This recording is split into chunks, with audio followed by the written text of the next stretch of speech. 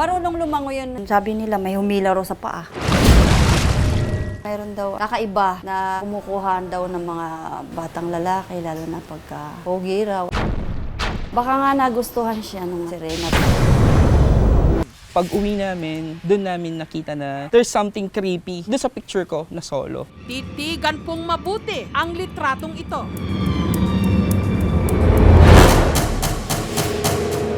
Parang kamay siya na nakahawak, parang inihatak, parang gustong saktan o kaya i-pull down sa tubig po.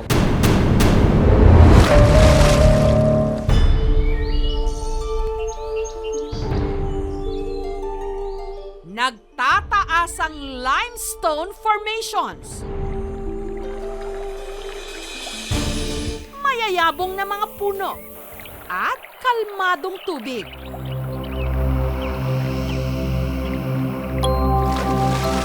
Ilan lamang ang mga ito sa mga dahilan kung bakit marami ang manghang-mangha sa ganda ng Minalungaw River sa General Tino sa Nueva Ecija. Pero ang ganda ng ilog, di umano, nababalot din ng misteryo.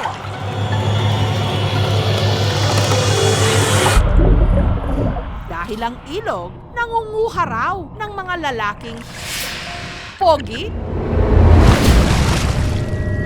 Wala ho kasi akong sinisidyang patay na pangit. Magandang lalaki lahat. Taong 2010, nung bumisita sa Minalungaw River, ang anak ni Aling Vilma na si Raven. Bandang alas 6, may tumawag sa akin na nawawala daw siya. Nalulod na nga. Magdamag yun, doon kami nag-antay mga sa kinabukasan na lang. Nakita na nila. Marunong lumangoy yun. Sabi nila may humila raw sa paa. Mayroon daw kakaiba na kumukuhaan daw ng mga batang lalaki, lalo na pagka pogi raw. Baka nga nagustuhan siya nung Serena. Namimiss ko lang siya. Mahal na mahal ko dahil anak ko yan. Nabalitaan na ng magbabarkadang Louie, Carlo, Marlon at Noel ang tungkol sa ilog na di umano'y nangunguha ng pogi. Napapagkukwentuhan nila na mga kinukuha daw yung mga pogi. Nandun ba kayo? Nag-aabang kayo? Ay opo, syempre nag-aabang kami. Ano mga gwapo, syempre. Yung lolo ng isang kasama namin, narinig niya kami na gusto namin pumunta sa Minalungaw. Nung narinig niya yun, in-approach niya kami, wag na daw kami pumunta doon. Marami daw mga kababalaghan na nangyayari doon. Kumukuha daw yon every year. Pero hindi ito naging dahilan para hindi nila ituloy ang kanilang outing. Pagdating daw sa lugar, kung ano-ano pa rin ang pumasok sa kanilang mga isipan. Nag-overthink talaga kami in such a way na baka yung mga maligno doon, sinusubaybayan talaga kami. And then one of us, pwedeng kunin nila. Takot na takot talaga ako.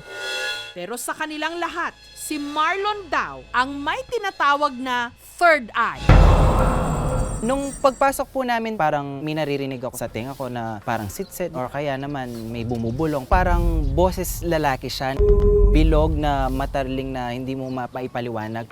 Parang nasa ilalim po ng tubig, parang sa aquarium. Yung parang gumaganon po sa tenga ko na parang sinasabi, huwag kayong pupunta dun sa mga malalalim na part ng tubig. Maya-maya lang, Si Noel po, parang maganda yung view. Pinictures ko na siya. hanggang nagulat sila sa kanilang nalitratuhan. Pag uwi namin, doon namin nakita na there's something creepy doon sa picture ko na solo. Titigan pong mabuti ang litratong ito.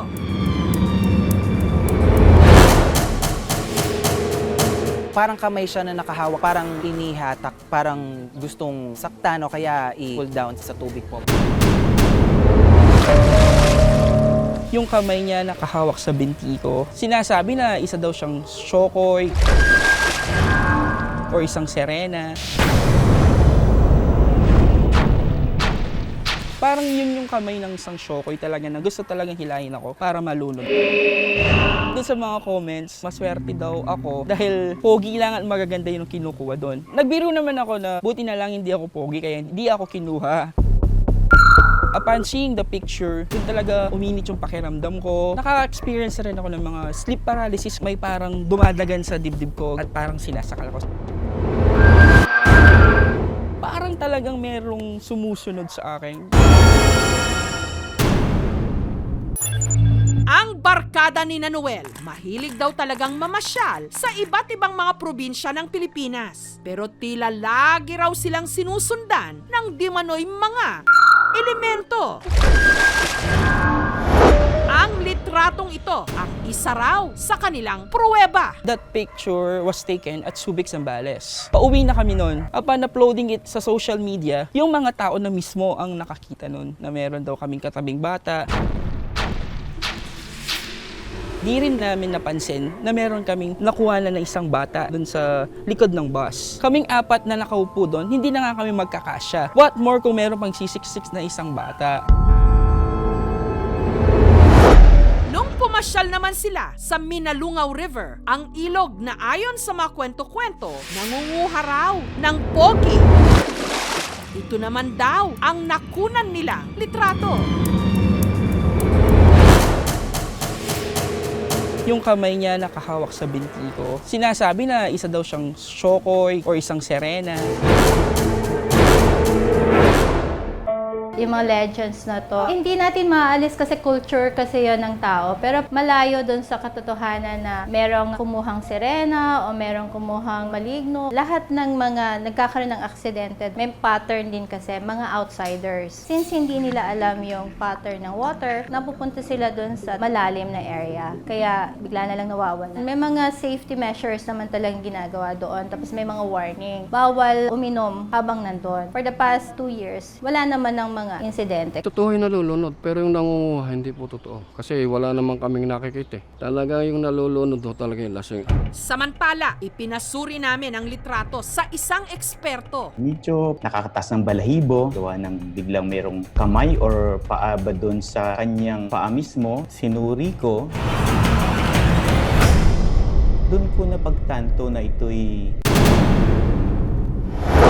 Para malaman na rin ni Noel ang sagot sa pamagitan ng Zoom, pinagharap namin sila. Chinek ko siya, maaring, kasi di ba may katabing bato.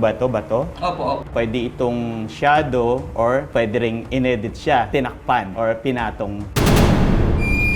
Gumamit po ako ng Chipig Snoop na software. Doon napansin ko na yung camera hindi niya masabi. Date kung kailan shoot. Lahat ng kailangan kong material na magpapatunay na original tong picture na to ay wala.